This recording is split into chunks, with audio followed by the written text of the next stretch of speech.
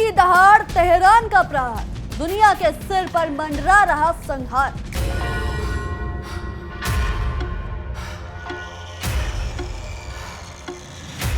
मिसाइलें गरजी, समंदर हुआ लाल, अब युद्ध बनेगा दुनिया का काल।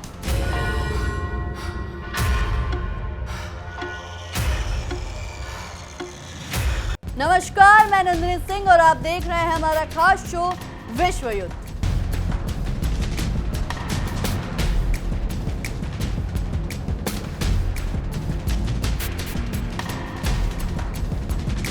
आज की दुनिया बारूद के ढेर पर बैठी हुई दुनिया, जहां एक मिसाइल सिर्फ एक शहर नहीं पूरी वैश्विक अर्थव्यवस्था को हिला सकता है, जहां तेल के हर बैरल के पीछे छिपा है युद्ध का डर, और जहां हॉर्मूज की लहरों पर अब सिर्फ जहाज नहीं, तीसरे विश्व युद्ध की आहट भी तैरती दिखाई दे रही है। अमेरिका और ईरान, दो ऐसे देश जिनकी दुश्मनी कोई नई नहीं, लेकिन इस बार मामला सिर्फ बयानबाजी तक सीमित नहीं।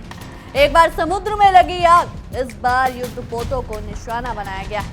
इस बार सीज फायर के बीच भी मिसाइलें दागी जा रही हैं। और सबसे बड़ा सवाल, क्या दुनिया एक और बड़े युद्ध के मुहाने पर खड़ी?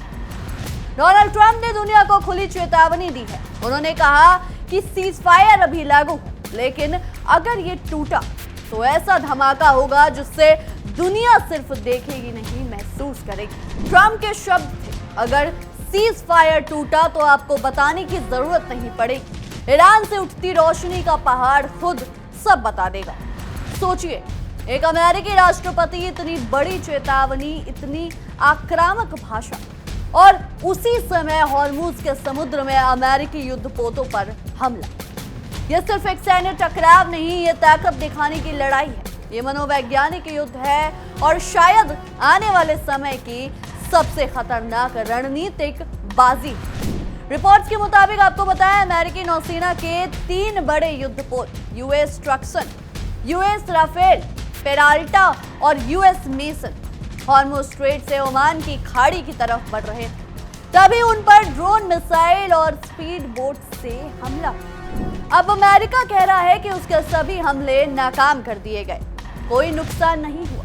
लेकिन सवाल यह है, अगर सब कुछ नियंत्रण में है तो फिर ट्रंप को इतनी बड़ी धमकी देने की जरूरत क्यों पड़ी?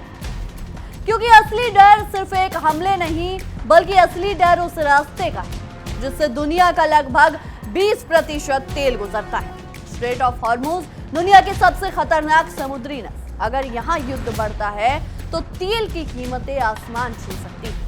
एशिया से यूरोप तक सप्लाई चेन टूट सकती है और पूरी दुनिया आर्थिक तूफान में फंस सकती है। लेकिन कहानी यही खत्म नहीं है। ट्रंप लगातार दावा कर रहे हैं कि अमेरिका ने ईरान को भारी नुकसान पहुंचाया है। उन्होंने कहा कि अमेरिकी डिफेंस सिस्टम ने मिसाइलों और ड्रोन को हवा में ही खत्म कर दिया, ईरानी स्पीड बोट्स को तबाह कर दिया गया, और विरोधी ताकतों को ऐसा जवाब दिया गया कि वो याद रखें। लेकिन दूसरी तरफ ईरान का रवैया बिल्कुल अलग है। ईरान कह रहा है कि अमेरिका सिर्फ डर फैलाने की कोशिश कर रहा है। तेहरान के रणनीतिक हलकों में इसे अमेरिकी कमजोरी की निशानी बताई जा रही है। कहा जा रहा है कि अमेरिका सीज फायर का इस्तेमाल समय खरीदने के लिए कर रहा है, ताकि नए हथियार तैनात किए जा सके, नई सैन्य रणनीति बनाई जा सके और अरब देशों को फिर से अपने साथ जोड़ा जा सके। दरअसल ट्रंप प्रशासन का पूरा खेल अब सवालों के घेरे में है, क्योंकि कुछ ही समय पहले ट्रंप ने शांति प्रस्ताव पेश किया था, एक ऐसा प्रस्ताव जिसे वॉशिंगटन मास्टर स्ट्रोक बता रहा था। लेकिन ईरान ने उस समझौते को कागज का टुकड़ा बताते हुए ठुकरा दिया, और यहीं से अमेरिका की बेचैनी बढ़ गई। बताया जा रहा है कि समझौता टूटने के तुरंत बाद अमेरिका ने ईरान के कई रणनीतिक ठिकानों पर हमले शुरू कर दिए। पहला निशाना बना बंदर अब्बास, ईरान का सबसे बड़ा बंदरगाह, जहां से सैन्य और व्यापारी गतिविधियों का बड़ा हिस्सा संचालित होता है। दावा किया जा रहा है कि हमले में नेवल कमांडर सेंटर में आग लग गई, 3 टर्मिनल तबाह हो गए और पूरे इलाके में अफरा तफरी मच गई। इसके बाद निशाना बना केशमेर, हॉर्मुज क्षेत्र का बेहद अहम द्वीप, जहां मिसाइल, साइलो और स्पीड बोट बेस मौजूद बताए जाते हैं। फिर हमला हुआ मिनाब शहर पर, जहां रडार सिस्टम और चेक पोस्ट को निशाना बनाए जाने की बात कही जा रही है। अब अगर इन दावों पर भरोसा करें तो ये सिर्फ जवाबी कार्रवाई नहीं बल्कि ईरान की समुद्री ताकत को कमजोर करने की रणनीति दिखाई देती। लेकिन सबसे दिलचस्प बात क्या है, युद्ध विराम यानी सीज फायर अभी आधिकारिक तौर पर खत्म नहीं हुआ। मतलब कागज पर शांति लेकिन जमीन पर युद्ध। और यही इस पूरे संकट को और ज्यादा खतरनाक बना देता है, क्योंकि जब दो देश बिना औपचारिक युद्ध घोषित किए लगातार हमला करते हैं तो गलती की संभावना कई गुना बढ़ जाती है। एक गलत मिसाइल, एक गलत पहचान, एक गलत आदेश और पूरा मिडिल ईस्ट आग में झोंका जा सकता है। इसी मुद्दे पर देखिए हमारी सहयोगी नैना यादव के खास शो आक्रमण की ये खास पेशकश।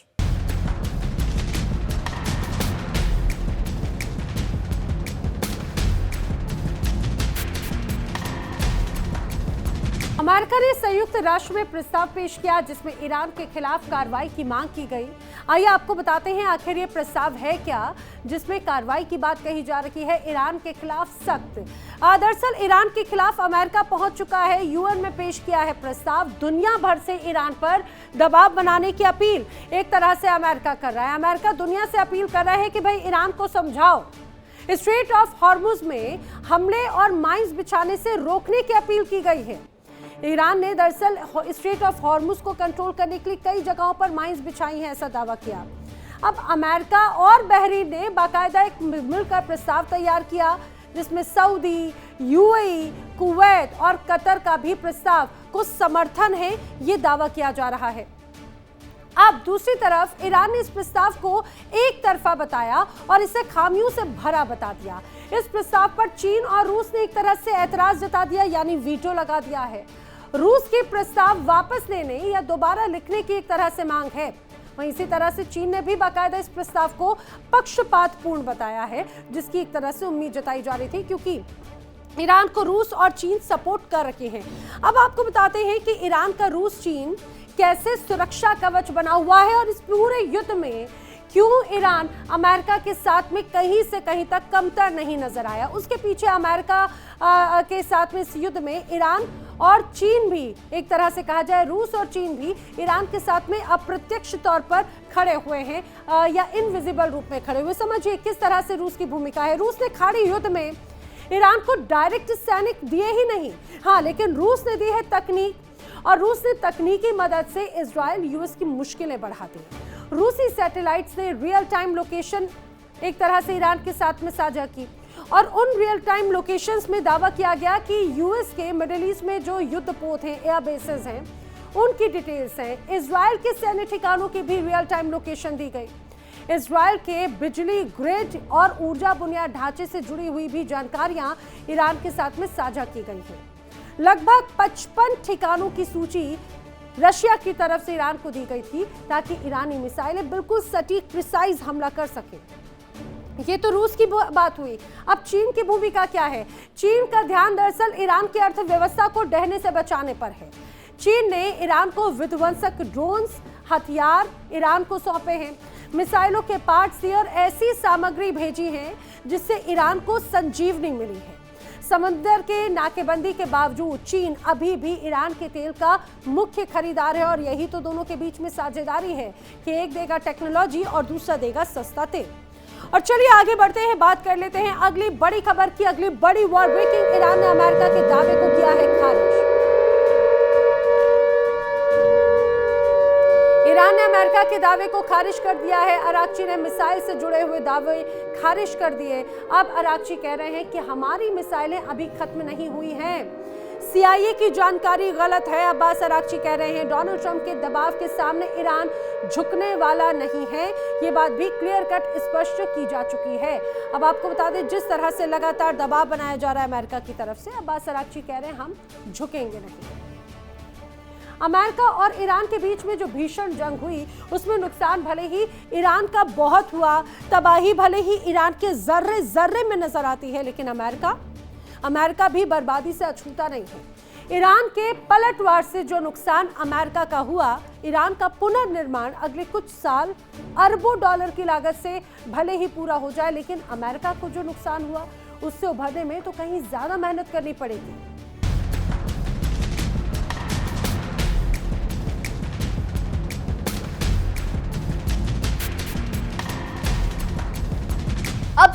सवाल उठता है कि आखिर अमेरिका इतनी आक्रामक रणनीति क्यों अपना रहा है। इसके पीछे कई वजहें बताई जा रही है। आपको बताएं, पहली वजह है ट्रंप की राजनीतिक साख। जी हाँ, अमेरिका के अंदर ट्रंप पर लगातार दबाव बढ़ रहे हैं। तेल की कीमतें, आर्थिक तनाव, विदेश नीति पर सवाल और अब ईरान के सामने कमजोर दिखने का डर। ट्रंप जानते हैं कि अगर इस समय अमेरिका पीछे हटता दिखाई दिया तो इसका असर सीधे उनकी छवि पर पड़ेगा। दूसरी वजह है अरब देशों का दबाव। रिपोर्ट्स कहती है कि खाड़ी देशों में अमेरिका की विश्वसनीयता कमजोर पड़ रही है। यूएई और सऊदी अरब को लगने लगा है कि अमेरिका सिर्फ बयान देता है लेकिन निर्णायक कार्रवाई नहीं करता। इसलिए अब अमेरिका एक साथ दो काम कर रहा है, एक तरफ ईरान पर दबाव तो दूसरी तरफ अपने सहयोगियों को भरोसा दिलाना। और तीसरी वजह शायद सबसे खतरनाक, नए हथियारों की टेस्टिंग। जी हाँ, बताया जा रहा है कि अमेरिका ने इस पूरे संघर्ष का इस्तेमाल अपने एडवांस हथियारों के परीक्षण के लिए भी किया। इनमें सबसे ज्यादा चर्चा हो रही है ल्यूकस ड्रोन सिस्टम, एक ऐसा ड्रोन जो आर्टिफिशियल इंटेलिजेंस यानी एआई से लैस बताया जा रहा है, जो रडार से बच सकता है, जो झुंड बनाकर हमला कर सकता है और जिसकी स्पीड आपको बताए करीब 950 किलोमीटर प्रति घंटा बताई जा रही है। सोचिए, अब युद्ध सिर्फ सैनिकों का नहीं रह गया, अब युद्ध एल्गोरिदम लड़ रहे हैं, एआई लड़ रहा है, मशीनें फैसले ले रही हैं। और अगर यही भविष्य है तो आने वाला समय पहले से कहीं ज्यादा खतरनाक हो सकता है। इसके अलावा अमेरिका की डार्क ईगल हाइपरसोनिक मिसाइल को लेकर भी चर्चाएं तेज। ऐसी मिसाइलें जो आवाज की गति से कई गुना तेज चलती, जिन्हें रोकना बेहद मुश्किल माना जाता है। अगर ये हथियार खुले युद्ध में उतरते हैं तो मिडिल ईस्ट की तस्वीर पूरी तरह बदल सकती है। लेकिन क्या ईरान डर गया है? शायद नहीं, क्योंकि तेहरान लगातार ये दिखाने की कोशिश कर रहा है कि वो अभी भी लड़ाई के लिए तैयार है। ईरान समझ चुका है कि अमेरिका की सबसे बड़ी कमजोरी क्या है, लंबा युद्ध। अमेरिका अफगानिस्तान और इराक के लंबे युद्धों का दर्द झेल चुका है। अरब देशों में अस्थिरता बढ़ने का खतरा है, तेल बाजार अस्थिर है और दुनिया पहले से ही कई संकटों से जूझ रही है। ऐसे में ईरान शायद यही चाहता है कि अमेरिका धीरे धीरे थक जाए, लेकिन ट्रंप भी पीछे हटने वाले दिख नहीं रहे। वो लगातार डील की बात कर रहे हैं, कह रहे हैं कि समझौता कभी भी हो सकता है, लेकिन साथ ही धमकी भी दे रहे हैं। यानी एक साथ वो दोहरी चाल चल रहे हैं, यानी एक हाथ में शांति का प्रस्ताव, दूसरे हाथ में मिसाइल। और यही ट्रंप की राजनीति की सबसे बड़ी पहचान रही। आपको बताएं, डर और डील, दबाव और बातचीत, युद्ध और समझौता, सब कुछ एक साथ। अब दुनिया की नजरें हॉर्मूज पर टिकी, क्योंकि अगर यहाँ हालात और बिगड़े तो सिर्फ अमेरिका और ईरान नहीं, इजराइल, सऊदी अरब, यूएई, यहाँ तक कि रूस और चीन भी अप्रत्यक्ष रूप से इस संघर्ष में खिंच सकते हैं। और तब ये सिर्फ क्षेत्रीय संघर्ष नहीं रहेगा, बल्कि वैश्विक शक्ति संतुलन की लड़ाई बन जाएगा। फिलहाल सीज फायर कागजों पर जिंदा है, लेकिन बारूद की गंध बता रही है कि शांति बेहद कमजोर है। समुद्र में तैरते युद्धपोत, आसमान में मंडराते ड्रोन, रडार पर दौड़ती मिसाइलें और नेताओं की धमकियां, सब मिलकर यही संकेत दे रहे हैं कि दुनिया एक बेहद खतरनाक मोड़ पर खड़ी है।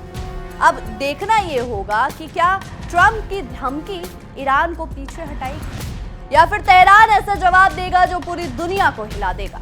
क्योंकि जब महाशक्तियां अहंकार में भिड़ती हैं तो सबसे पहले सच मरता है, फिर शांति और आखिर में इंसानियत। और शायद इसी वजह से आज पूरी दुनिया सिर्फ एक सवाल पूछ रही है, क्या हॉर्मूज की लहरों में तीसरे विश्व युद्ध की शुरुआत होने वाली है? बहरहाल हमारी इस रिपोर्ट में इतना है। आपकी इस विषय में क्या कुछ राय है, हमें कमेंट्स में जरूर साझा करें। तब तक के लिए देखते रहिए इंडिया डेली और हमारा खास शो विश्व युद्ध। देखिए इंडिया डेली 24/7 अब आपके स्मार्ट टीवी पर। इंडिया डेली मौजूद है सभी डिजिटल प्लेटफॉर्म पर लाइव और लगातार। इंडिया डेली 24/7 हर दिन राष्ट्र को समर्पित।